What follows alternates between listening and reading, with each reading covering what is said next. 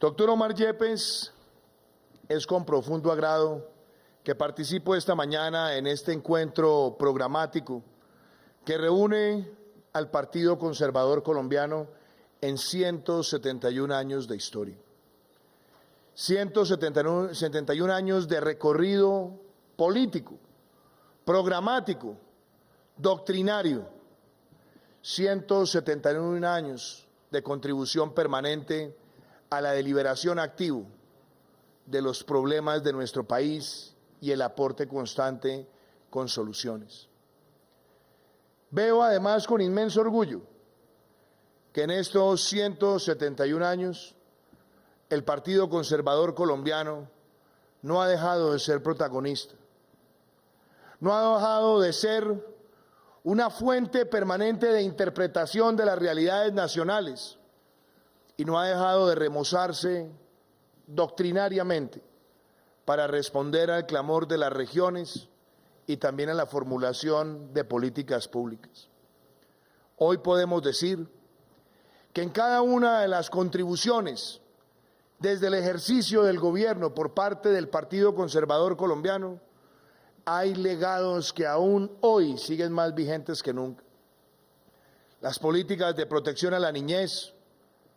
el desarrollo de la infraestructura, la reivindicación de los derechos de la mujer, la participación activa de las comunidades campesinas en los procesos comunitarios y cooperativos, las reformas al sistema judicial, la profundización del sistema de telecomunicaciones, los programas sociales, la defensa indeclinable del medio ambiente han sido sellos característicos de quienes han ocupado la principal magistratura de la nación en nombre de esta colectividad. A mí me enorgullece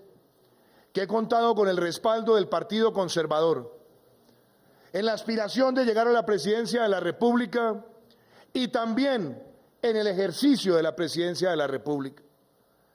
Y tengo absolutamente claro que lo que hace fuerte a esta colectividad es que nunca ha dejado de nutrirse ideológicamente, porque los partidos se extinguen cuando la desnutrición ideológica se convierte en su sello característico. El Partido Conservador Colombiano no solamente ha buscado nutrirse constantemente e interpretando los desarrollos de la sociedad, sino que también ha sabido llegar al corazón de nuevas generaciones para seguir proponiéndole a Colombia. Por eso hoy, ante esta convención, ante este congreso ideológico del partido, quiero también reivindicar lo que han sido las banderas y principios enarbolados desde nuestra campaña presidencial y que han contado con el aporte de esta colectividad. Hace más de 3 años, recorriendo cada rincón de Colombia, le planteábamos al país el principio de la legalidad, de la construcción de la paz con legalidad, porque la construcción de la paz en nuestro país no se puede lograr si se declina en el principio de brindar seguridad y justicia como criterios hermanos que lleguen a cada rincón del territorio. Por eso, cuando miramos lo que fueron las promesas de campaña, lo que fueron los discursos que pronunciamos cuando asumimos la presidencia de la República y donde estamos hoy, podemos darnos cuenta de importantes conquistas. No solamente en el año 2019 logramos una de las menores tasas de homicidio de los últimos 44 años, sino que de continuar la tendencia que hemos marcado en el año 2020, aspiramos a cerrar este año con la menor tasa de homicidios en más de 4 décadas. Logramos en el año 2019 la menor tasa de secuestros desde 1976 y este año seguiremos mejorando en esos indicadores. Estamos próximos a lograr las mayores cifras en la historia de nuestro país en términos de incautaciones de narcóticos por parte de la fuerza pública. Y óigase bien, estaremos cerrando este año con cerca de 130.000 hectáreas erradicadas,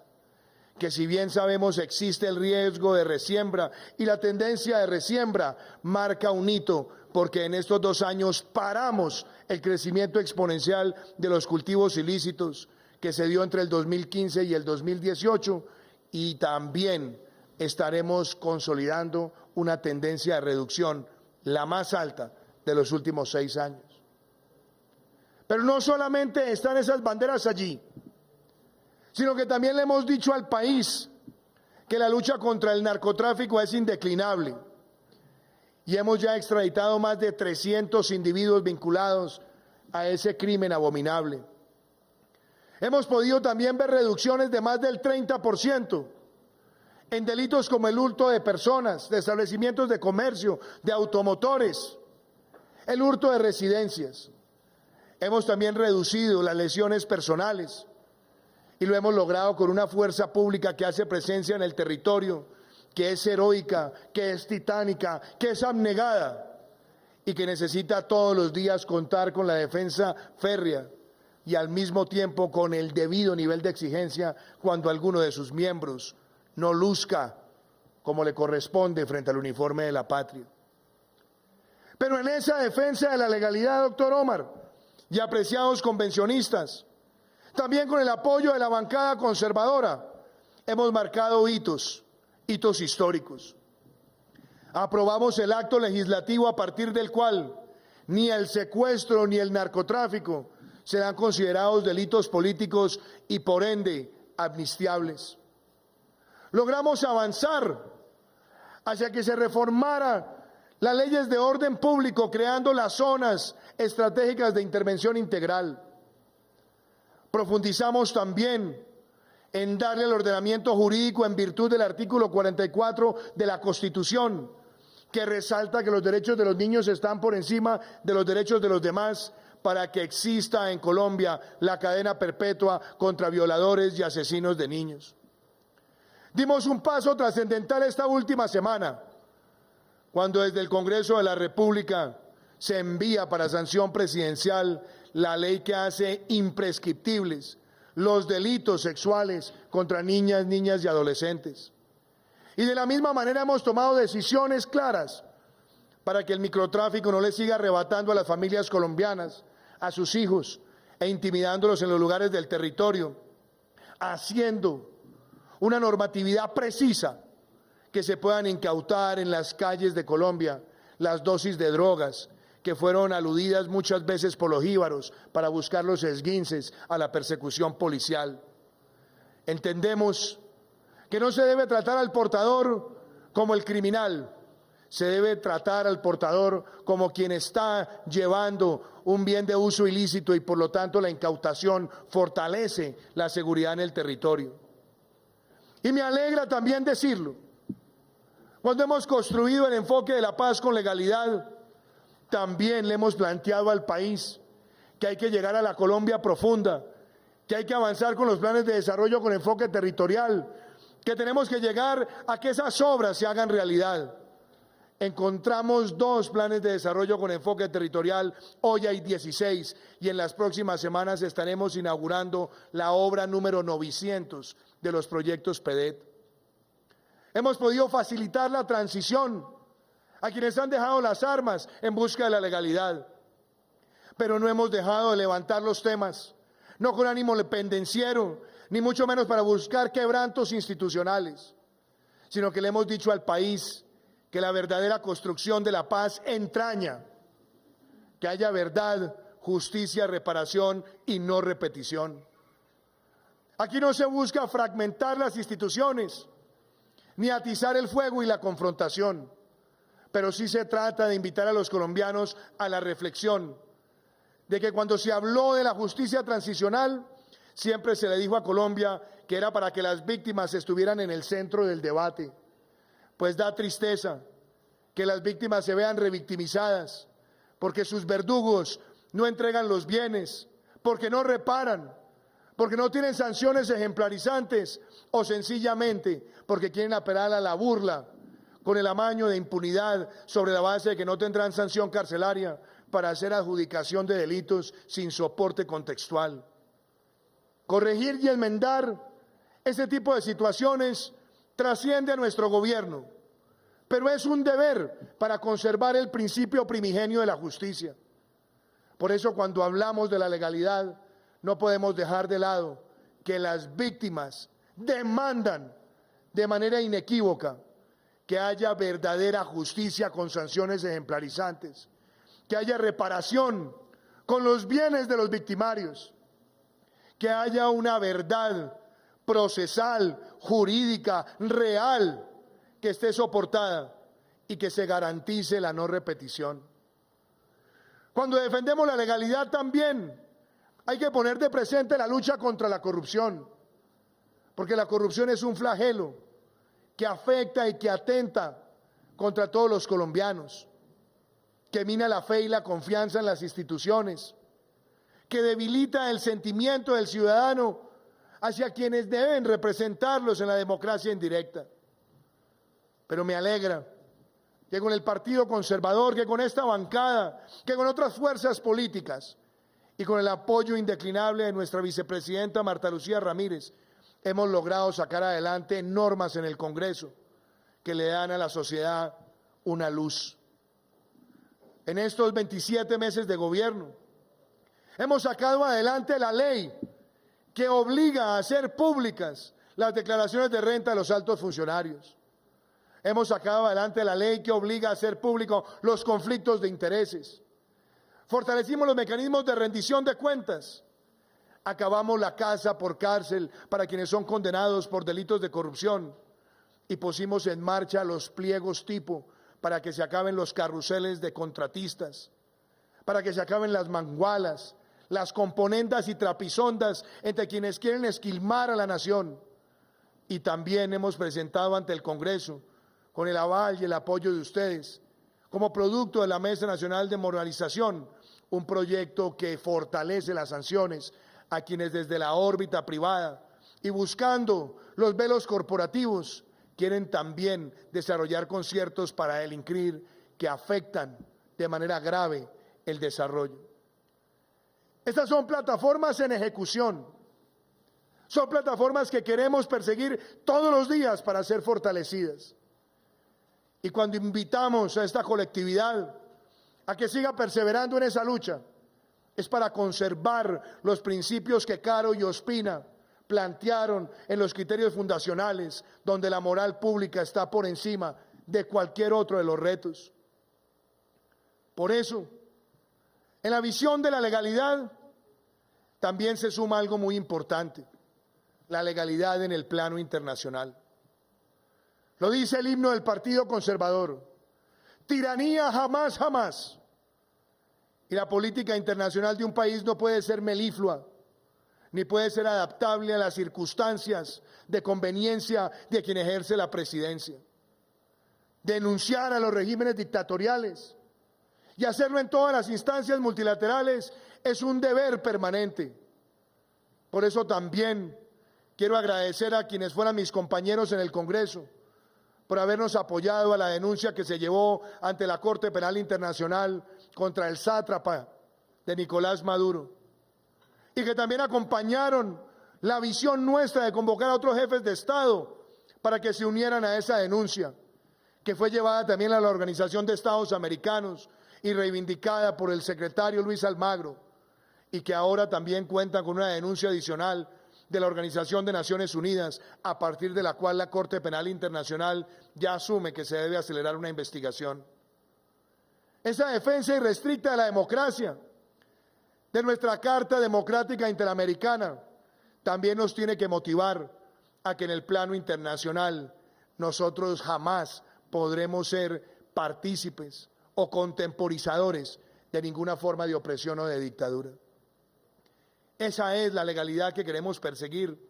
Esa es la legalidad que queremos abrazar. Esa es la legalidad que defendemos con ahínco todos los días. Y que también se une a un criterio que compartimos: el de ver en Colombia una nación emprendedora. Este es un país que tiene que buscar y propender por la fraternidad económica,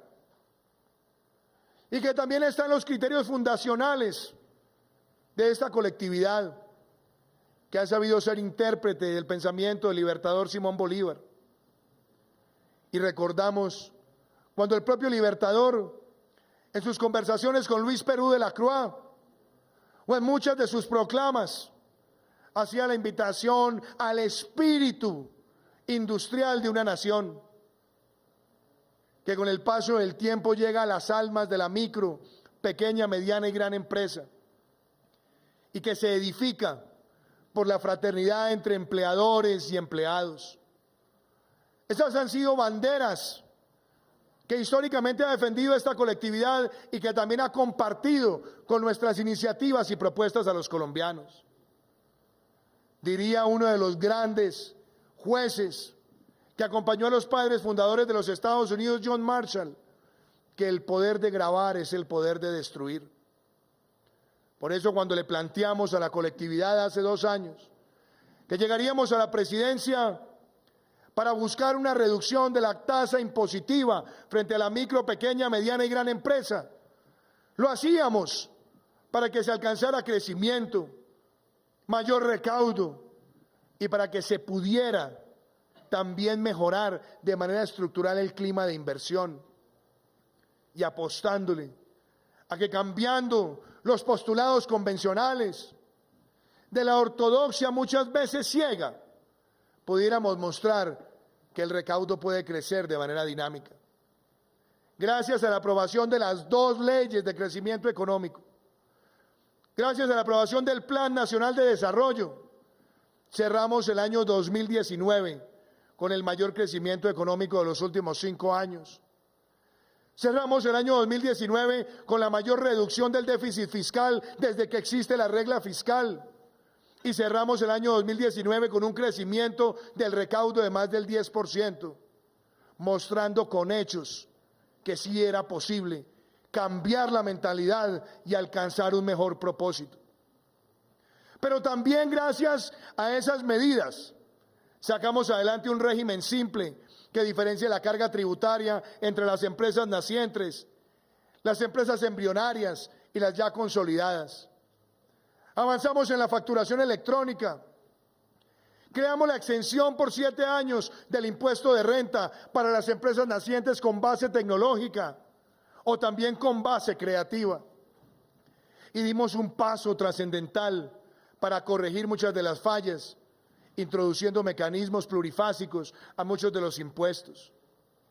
Todas esas medidas constructivas y fraternas en la lectura económica nos han permitido a nosotros sacar adelante una agenda donde está concluir en las obras de infraestructura. Ahí también le agradezco a la vicepresidenta Marta Lucía Ramírez su contribución y su liderazgo, porque en esos 27 meses demostramos que se podía terminar el túnel de la línea, que se podía terminar el puente Pumarejo, que se podían terminar las 4G, que podíamos llegar con vías terciarias al mayor presupuesto histórico para ese propósito. Demostramos que también en el frente de la infraestructura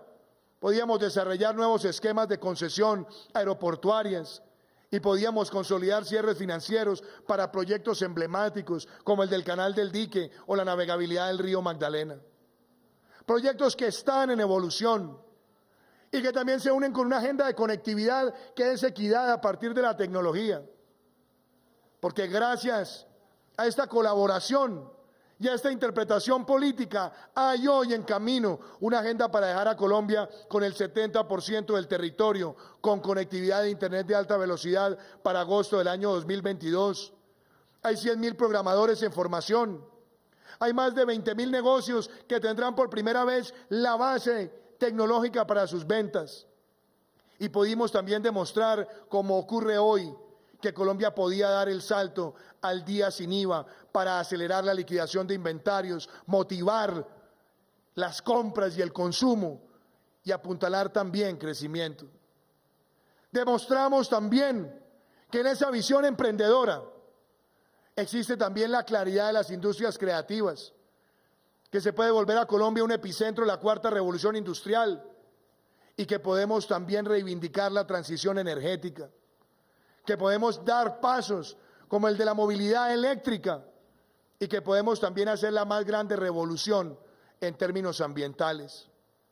Y eso me permite hoy exaltar también a un gran conservador, al expresidente Misael Pastrana, quien enarboló las banderas en 1972, suscribiendo el primer pacto por el desarrollo sostenible,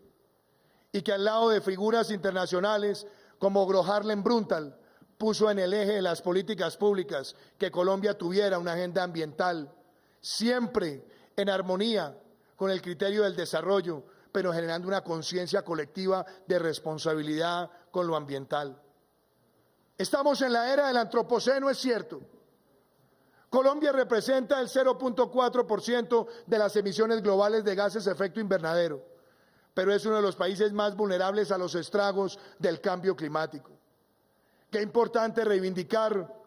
esas palabras y esa visión de Misael Pastrana para decir que en este gobierno, respaldado por el Partido Conservador, tenemos el mayor salto de la historia de nuestro país en energías renovables no convencionales. Que está en marcha también una agenda para sembrar 180 millones de árboles. Que venimos reduciendo las tendencias de deforestación, que lideramos el Pacto de Leticia, que promovemos la protección de los ecosistemas de alta montaña y de los páramos. Y que tenemos también la capacidad de ver que aún en un año de pandemia, en 80% han crecido las ventas de carros eléctricos. Esas son agendas ambientales en camino, que tienen que ser fortalecidas bajo el prisma de producir conservando y conservar produciendo,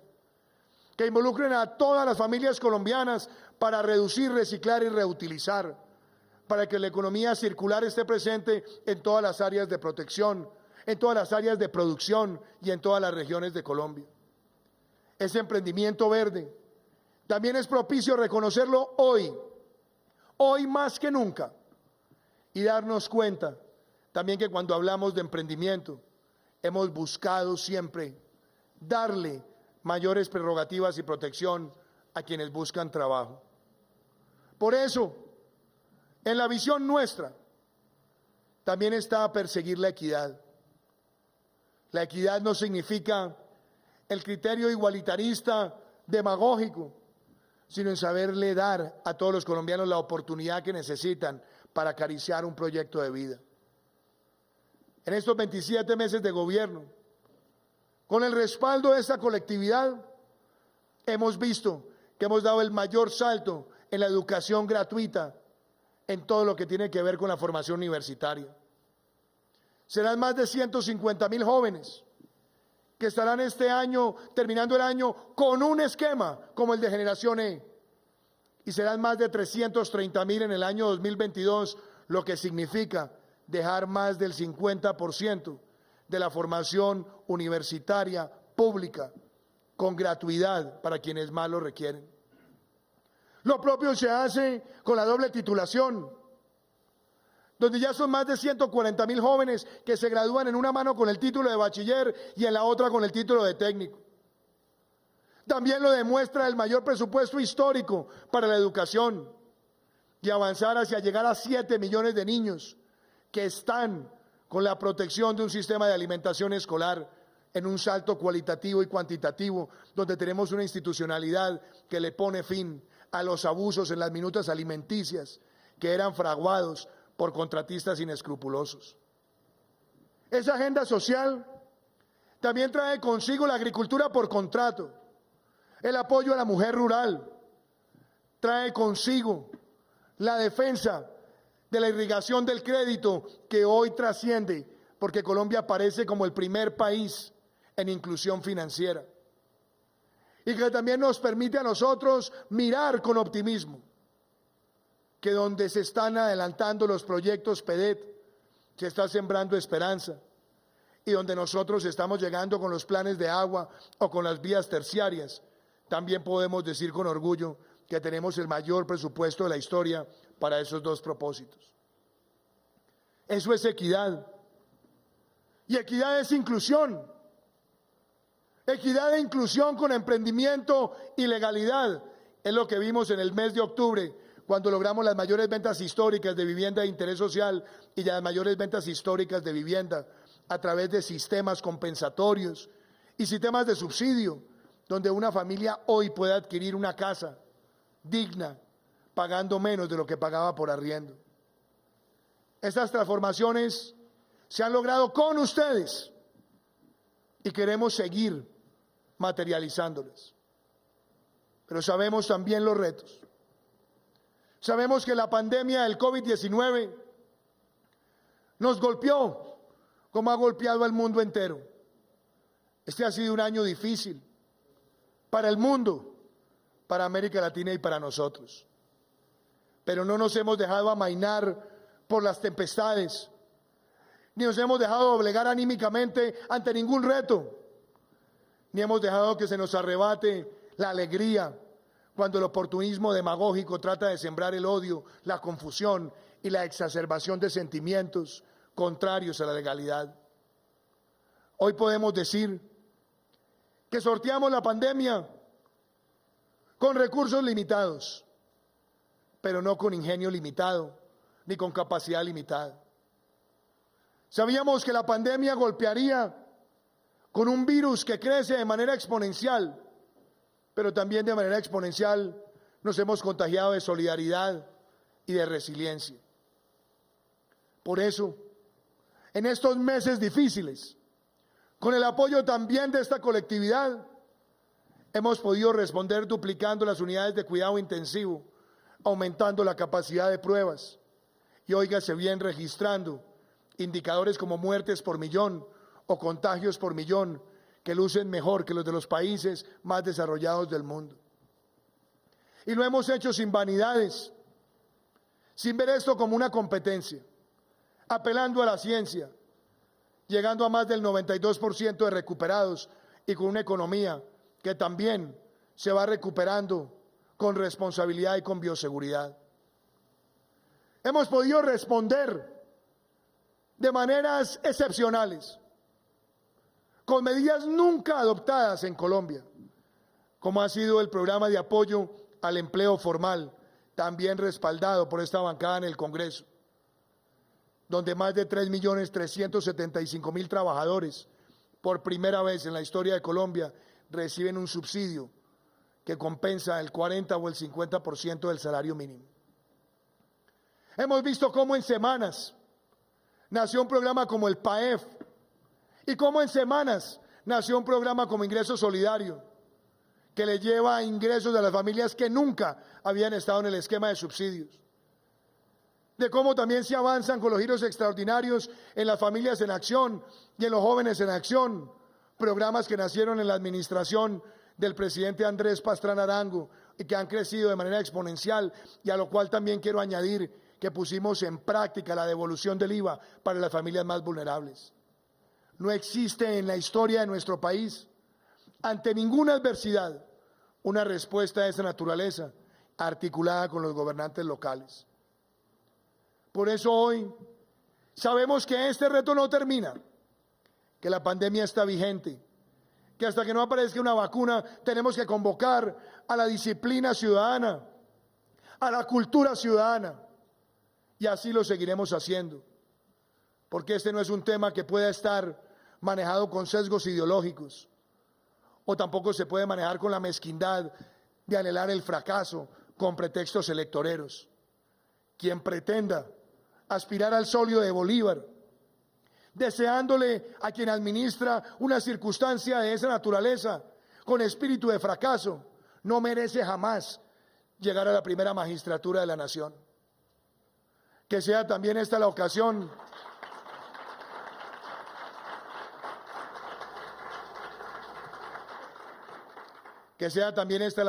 para decir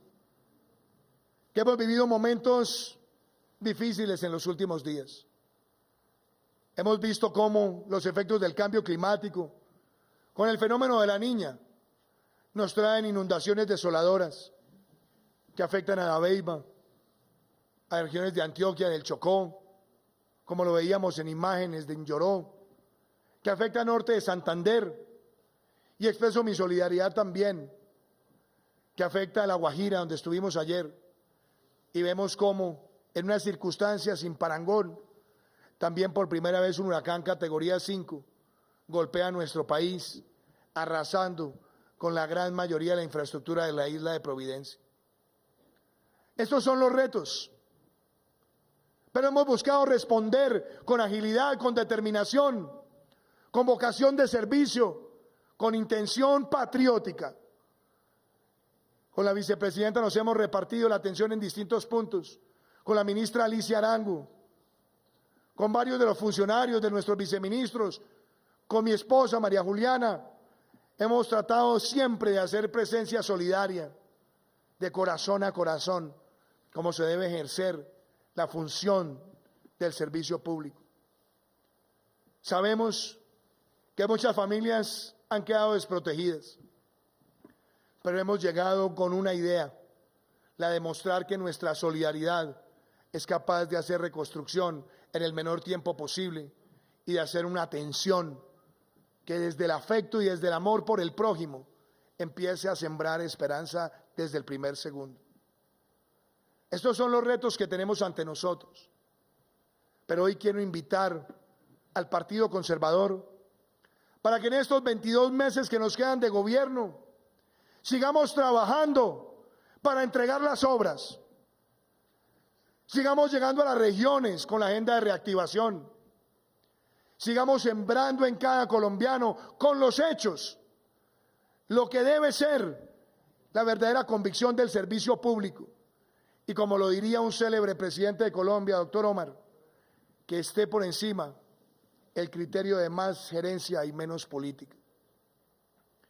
Si nosotros respondemos y no nos dejamos llevar por los que quieren sembrar el odio, damos un paso adelante. Y yo tengo la plena convicción de que las campañas se ganan con propuestas, de que es más importante siempre la propuesta que la protesta, que cuando la propuesta se presenta, se discute con sentido constructivo, hay espacio para que la inteligencia colectiva lleve más allá. Que tengamos sobre todo la idea que es más importante siempre construir, que construir es el camino más difícil, el más exigente, pero es el camino que queremos en la política que practicamos, porque destruir con el discurso mezquino es muy fácil, el oportunismo es muy fácil, pero ese no es el camino que este partido ha construido ni el que hemos querido construir desde este gobierno. Sabemos siempre que hay problemas que han envejecido mal, pero los tenemos que resolver, que tenemos que resolverlos con sentido de futuro. Yo los invito a que en estos 22 meses sigamos avanzando con una agenda legislativa para el turismo, para el emprendimiento, para la transformación tecnológica, para la reivindicación de la mujer. Que sigamos avanzando hacia una justicia más cercana al ciudadano, digitalizada, que tenga la posibilidad de constituirse en el territorio con más facilidad, que tenga además mecanismos alternativos de resolución de conflictos, que tengamos un mejor ordenamiento de la vivienda, que el desarrollo de las vías terciarias cuente con un marco normativo de permanencia, que las asignaciones presupuestales para esos propósitos no estén sufriendo de incertidumbre, que sigamos apropiándonos de una agenda ambiental, que sigamos reordenando la capacidad fiscal de la nación para responder a los más vulnerables, que sigamos también desarrollando en armonía las energías renovables con los recursos no renovables en una explotación responsable y basada en la ciencia,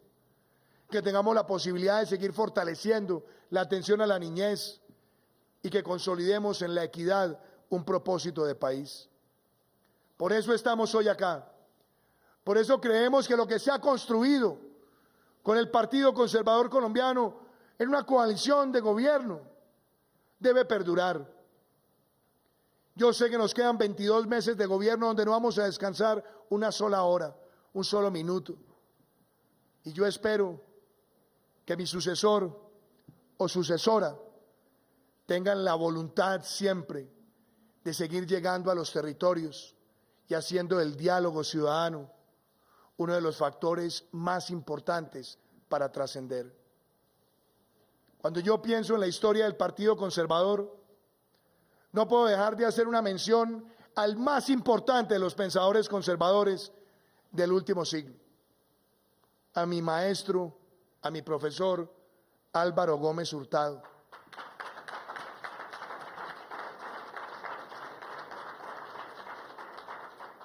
tuve la inmensa fortuna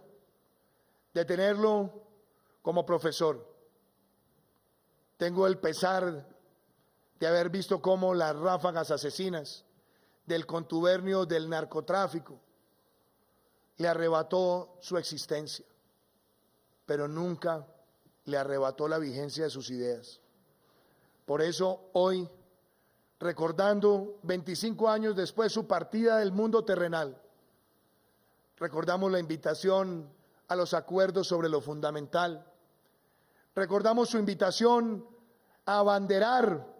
el emprendimiento, el desarrollo empresarial, a abanderar, brindarle oportunidades al más vulnerable y a abanderar